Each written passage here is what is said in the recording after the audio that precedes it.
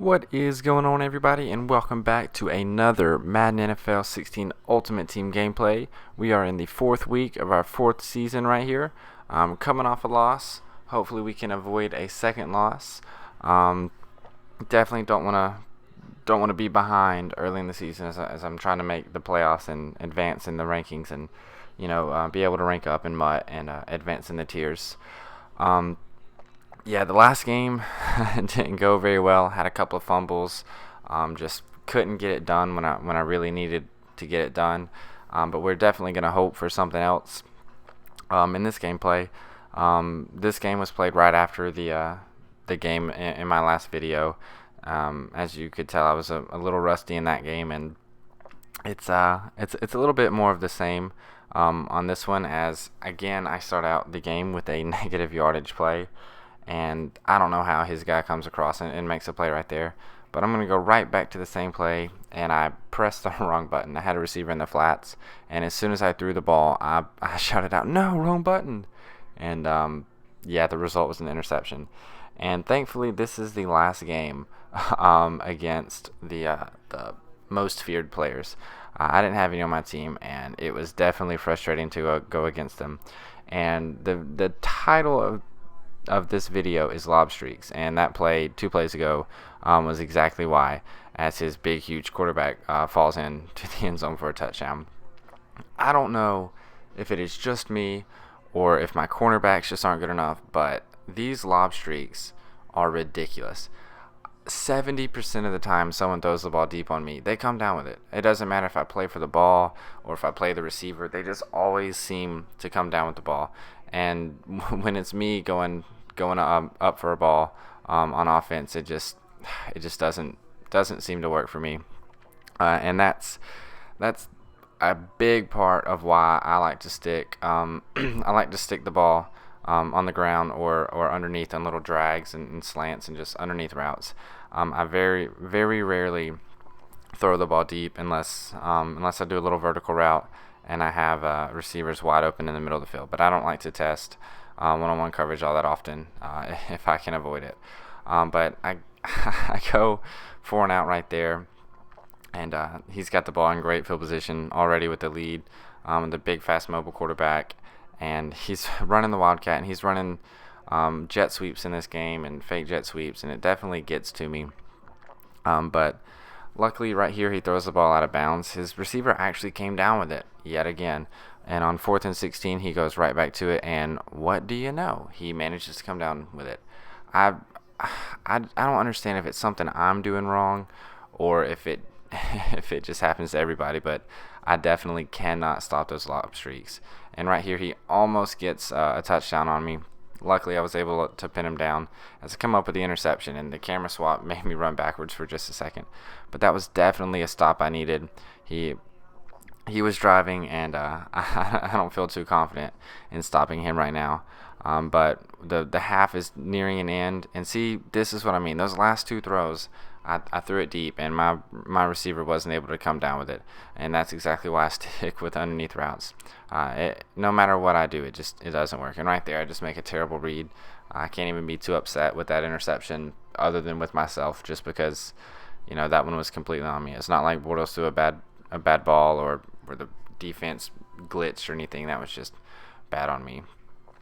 And that play right there was that fake jet sweep, and he hits me with that a couple of times, and every time I bite on the jet sweep as he manages to break tackles for a touchdown.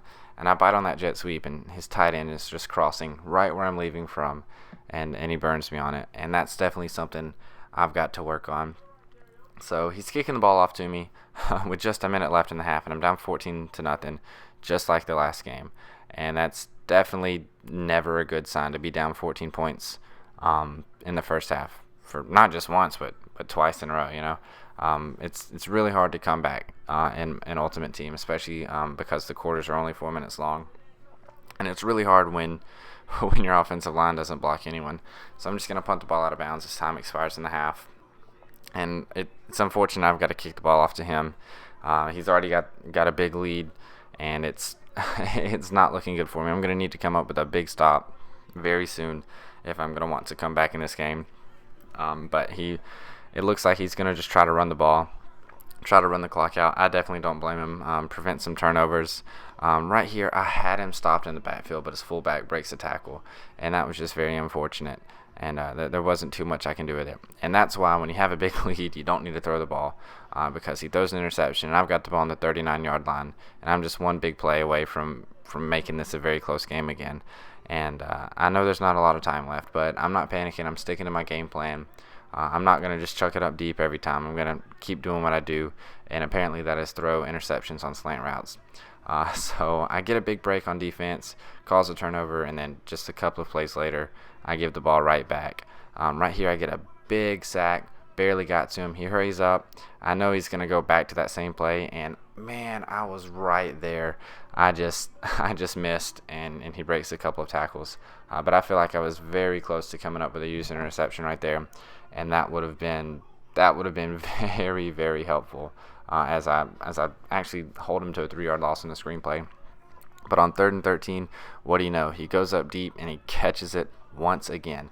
I haven't even been counting, but I know at least a third or fourth time just in this game alone that's happened, and it's just very hard to stop. And again, he hits me with the fake jet sweep, and I bite on it, and he finds the tight end wide open. But I need to come up with another defensive stop to get a big sack there. It's 3rd and goal on the 15. I'm hoping one more play and I can hold him to a field goal. But I actually come down with an interception, and I've got the ball at the 8. I'm just going to throw one up deep. Gronk's actually going to come down with it, and he's going to run all the way to the 28-yard line. And that was a very big play for me as I go right back to the same thing. And luckily that was just batted down and not intercepted. But I'm going to go back to slants because he's been blitzing a lot, and Shane Vereen's actually able to fall forward. So I'm still down 14 points in the 2-minute warning, but luckily in the first play, Shane Vereen finds himself open in the end zone. And I have brought it back to a 1-possession lead for him, and I still have all 3 timeouts. So I'm feeling a little more confident about the game. I need to come up with a big defensive stop, and if I can do that, I feel like I'll have a decent chance. As he throws one deep yet again, and he comes down with it. I cannot figure out how to stop that. I've shade defenders over top, underneath. I press, I back off. I do man, I do zone, cover 4, cover 3, cover 2, cover 6. I try everything, and I feel like just the lob streaks in this game they're just overpowered. As I actually come up with a big interception right there on the 4-yard line, unfortunately. So I don't have much time to try to come up with a big play as I get hit and miss an open receiver. And right here, I almost get sacked for a safety, and that would have been very bad. But I end up finding a wide open Julius Thomas. He's able to take the ball to the 18-yard line for me. So we've got just over a minute left in this game, and I've got a chance as Shane Vereen drops the ball. But we definitely need to get the chains moving, and we are gone. He's going to take this one all the way to the house. An 82-yard touchdown pass with 46 seconds left in the game. And right now, I'm just hoping for a big defensive stop, maybe an interception, or just hold him and we can go into overtime. And I feel like my offense is moving a lot better right now. So if I can get just one big stop, that would be key, and I feel like I could win in overtime. But why wouldn't he throw a lob streak? It has worked all game long. It's going to work right there. He's already in field goal range. I try to just jump off sides and block it and go into overtime, but that didn't work. So I end up losing the game. If you take out half of his lob streaks, the game might have been a little more competitive, but that's not how it goes.